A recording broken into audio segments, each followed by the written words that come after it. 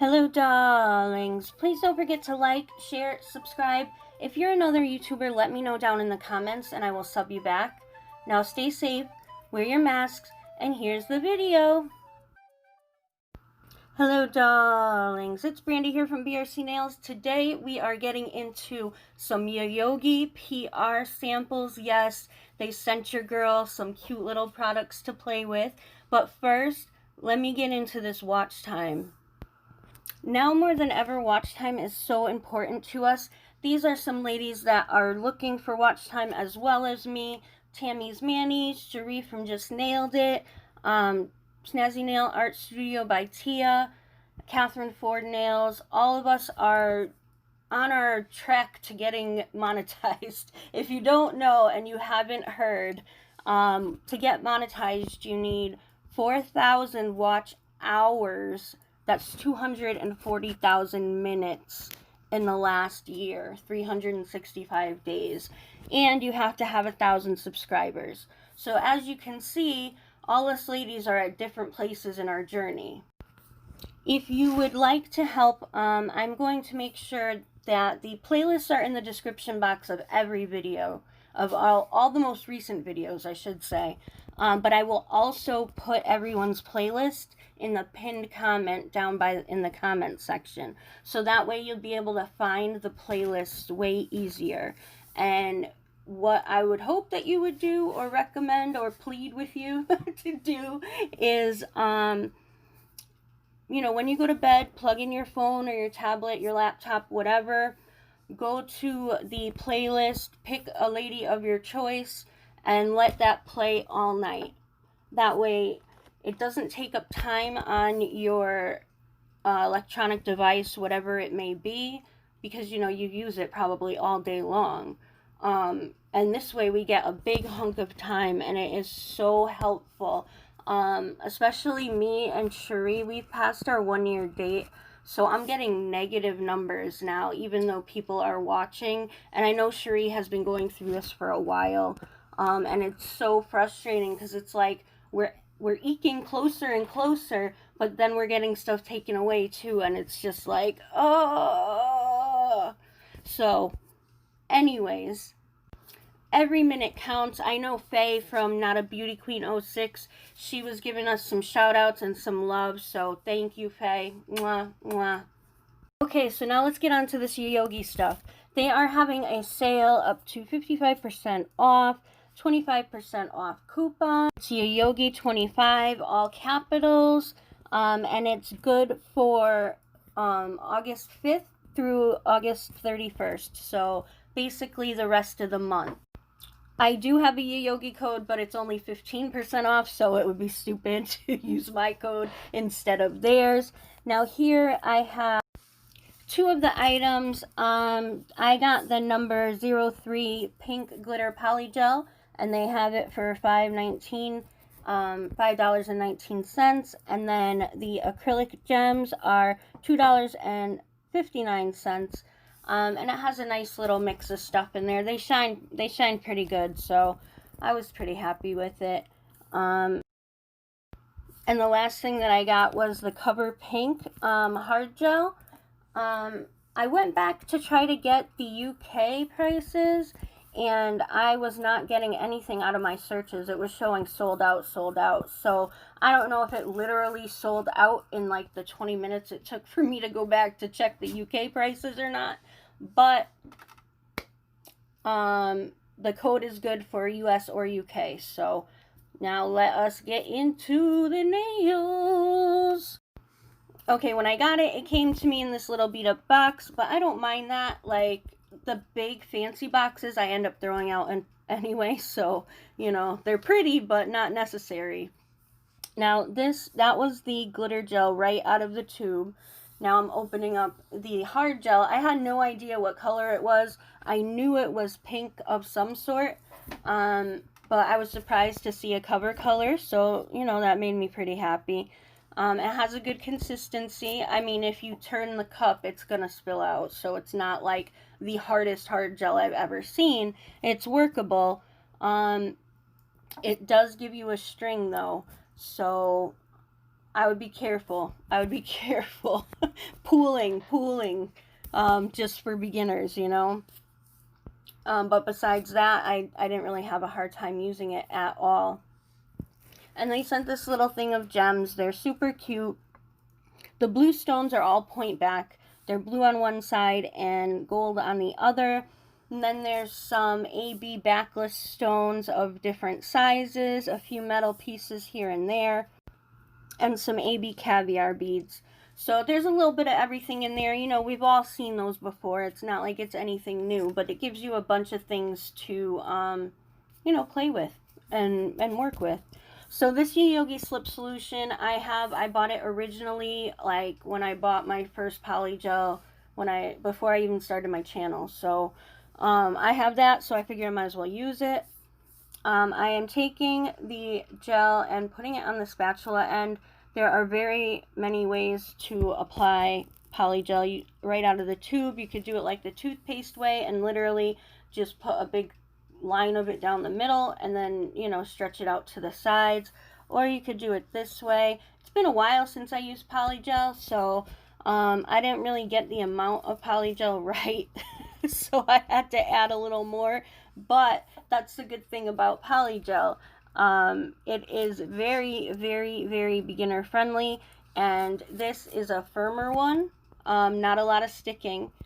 I would say it's probably the best for beginners, with Savaland coming a close second, which might be a little surprising, but I think the stickiness factor is a big thing when you're new to using polygel.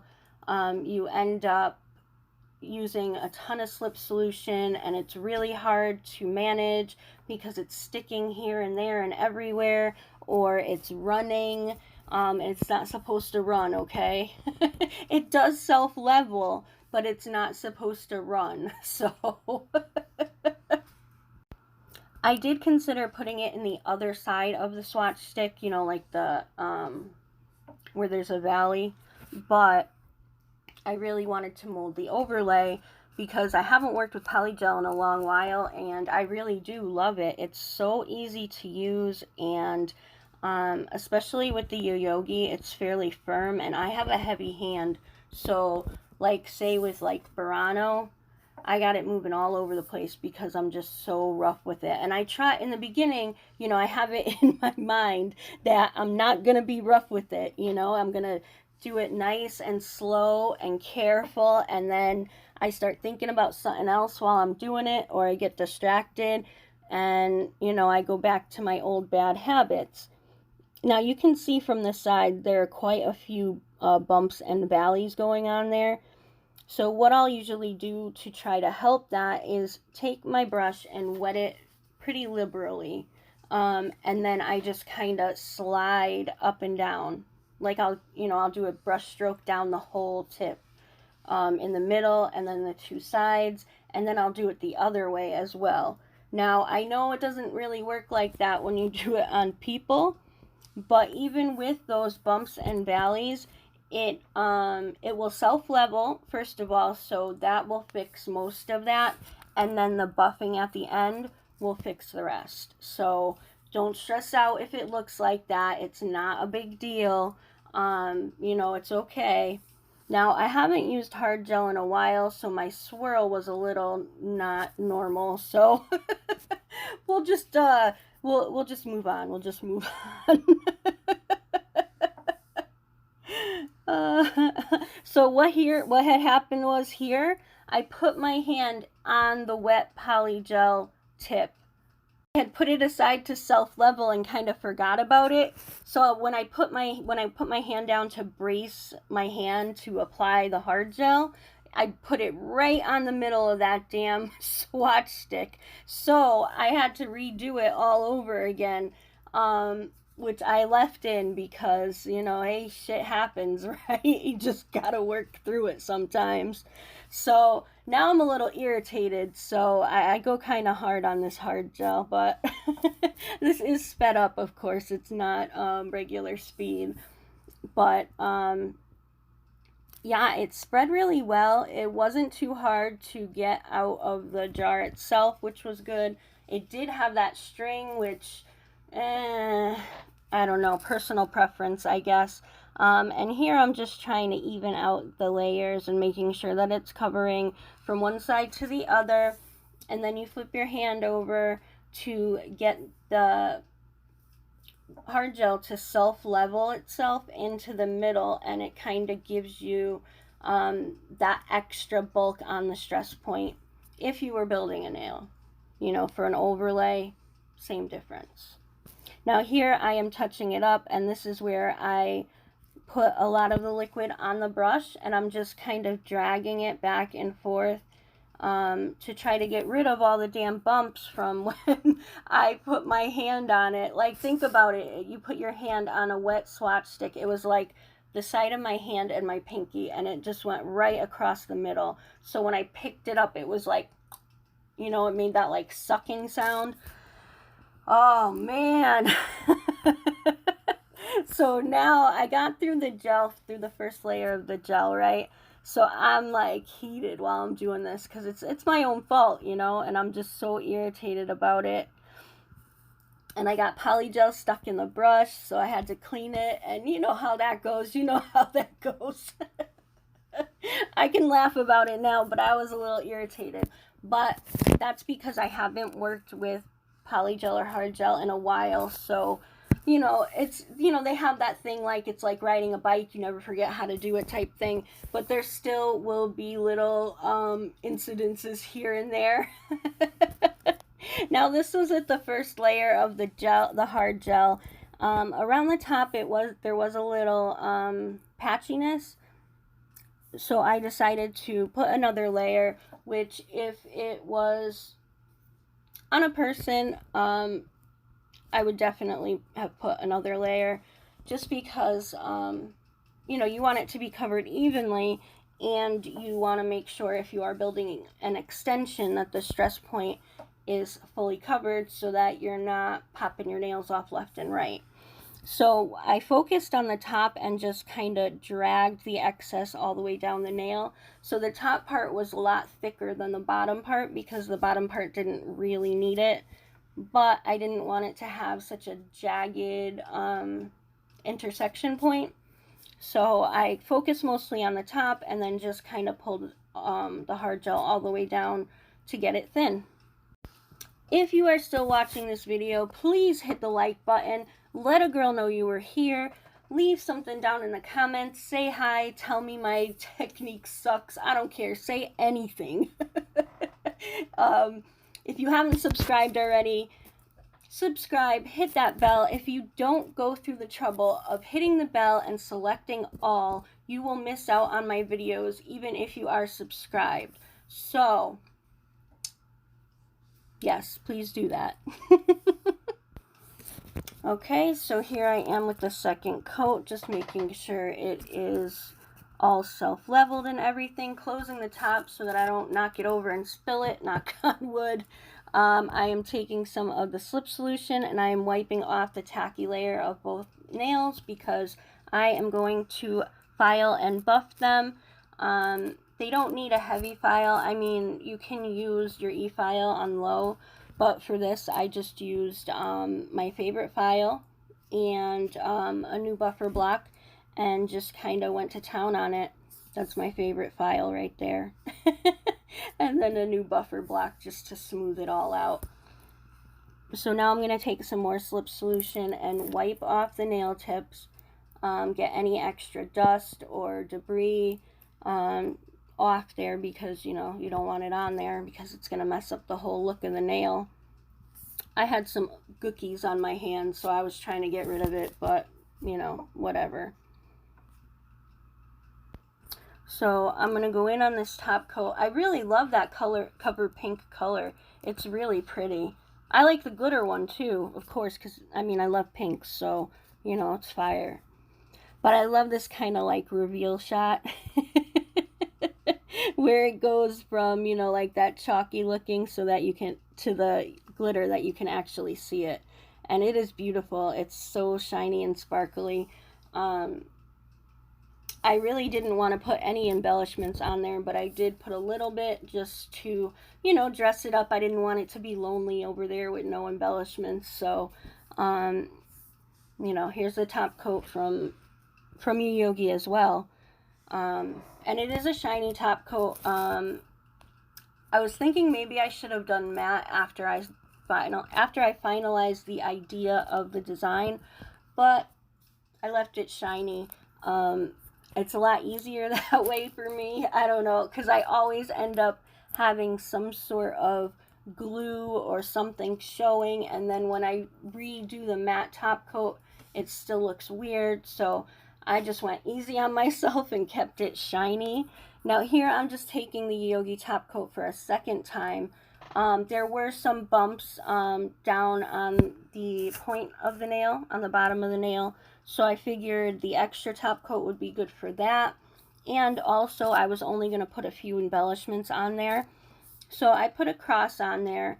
And with the glitter, I was having a hard time getting it centered. So what I ended up doing was picking it up, looking at it from the point end, like down the barrel, and that's how I usually find out if my gems are in a straight line or not, or if they're in the middle where I want them, because you know, sometimes I be having issues with that. You think it's straight, you think it's straight, you think it's straight, and then you look at it after and it's not straight, and it just drives me crazy. Or it is straight, and then in the picture it looks not straight. So, you know, the trials and tribulations of a YouTuber. So that, the glitter one was just the cross with a little gem in the center as a little accent, one of the AB backless ones.